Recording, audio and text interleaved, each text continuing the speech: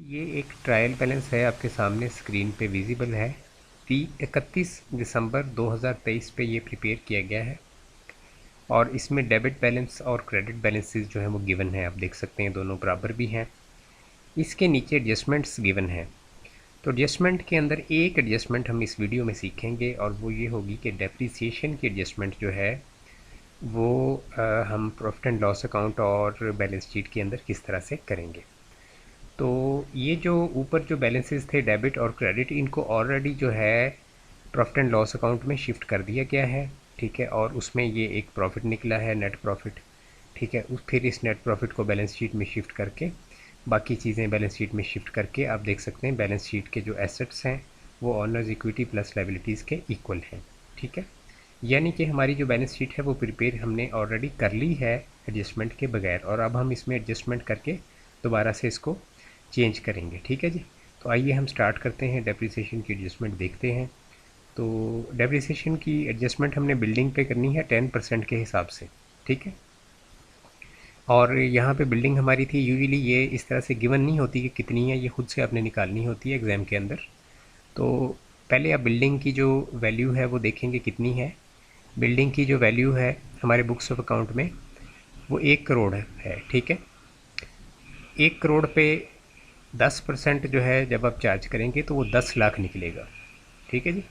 10 लाख, इसका मतलब है हमने 10 लाख डेप्रिसिएशन एक पूरे ईयर में चार्ज करनी है, ठीक है। क्योंकि ये जो डेप्रिसिएशन का रेट है ये पर एनम जो है गिवन है, पर ईयर यानी कि, ठीक है।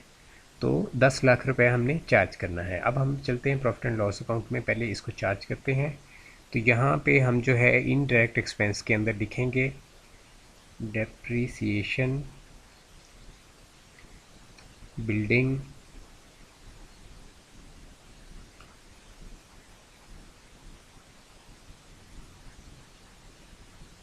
ठीक है जी, at a rate of 10% per annum, ठीक है जी।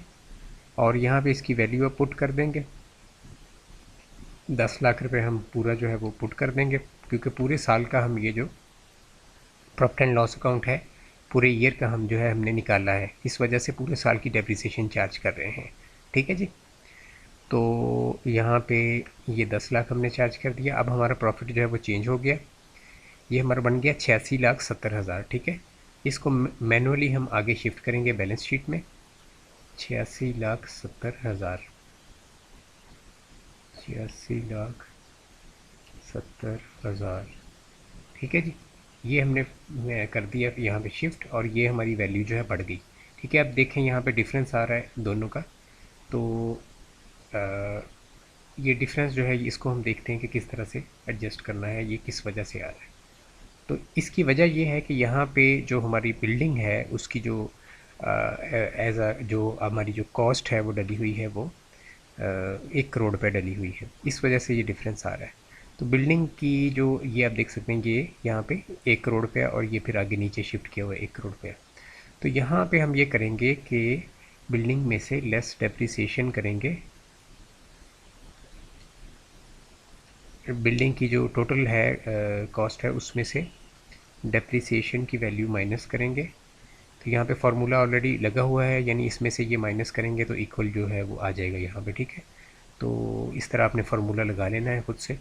अगर आप एक्सेल में बना रहे हैं, अगर मैनुअली पेपर में बना रहे हैं तो फिर आप वहाँ पे माइनस करेंगे। तो यहाँ पे हम नीचे जो है 10 लाख जो है वो ऐड कर देंगे। तो ये देखिए यहाँ पे 90 लाख जो है वो नेट वैल्यू जो है बिल्डिंग की वो आ गई। जैसे ही आप ये यहाँ पे एडजस्टमेंट करते हैं तो ये दोनों जो हैं ये बराबर हो गए, ठीक है। एसेट्स जो हैं वो ऑनर्स इक्विटी प्लस लायबिलिटीज़ के बराबर हो गए। तो 3 चीज़ें मैंने की हैं, दोबारा रिपीट कर देता हूँ। नंबर 1 मैंने जो चीज़ की है, यहाँ पे मैंने जो है depreciation as an indirect expense trading and profit and loss account में चार्ज की है, ठीक है। इसको मैं हाईलाइट कर देता हूँ ताकि आपको इसका पता चल जाए, येलो हाईलाइट मैंने कर दिया, ठीक है। नंबर 1। नंबर 2 मैंने क्या किया है कि बैलेंस शीट के अंदर जो प्रॉफिट है अपडेटेड उसको शिफ्ट किया है, और कैपिटल के अंदर नेट प्रॉफिट जो है जमा होकर टोटल कैपिटल की वैल्यू बढ़ गई है, क्योंकि ड्राइंग कोई नहीं है, ठीक है। इस वजह से कैपिटल यहाँ पे बढ़ गया है। नंबर 3 ये किया है कि ये जो डेप्रिसिएशन है इसको हमने जो है बिल्डिंग के एसेट में से माइनस किया है और उसकी फिर नेट वैल्यू यहाँ पे ऐड की है। इसको भी हाईलाइट कर देता हूँ येलो, ठीक है। तो ये 3 चीज़ें बेसिकली हमने की हैं। इसमें नेट प्रॉफिट वाले को हम काउंट नहीं करते, 2 इसके इफ़ेक्ट्स हम यूजुअली काउंट करते हैं। यानी हम ये कहते हैं कि प्रॉफिट एंड लॉस अकाउंट में एक इफ़ेक्ट है एडजस्टमेंट का, जो भी एडजस्टमेंट होगी उसके 2 इफ़ेक्ट होंगे, एक प्रॉफिट एंड लॉस अकाउंट में होगा और एक जो है वो बैलेंस शीट में होगा, ठीक है। तो बाकी नेट प्रॉफिट वाली वो जो है वो अंडरस्टूड बात होती है कि नेट प्रॉफिट जब चेंज होता है तो उसको अपने आगे शिफ्ट करना ही होता है, ठीक है जी।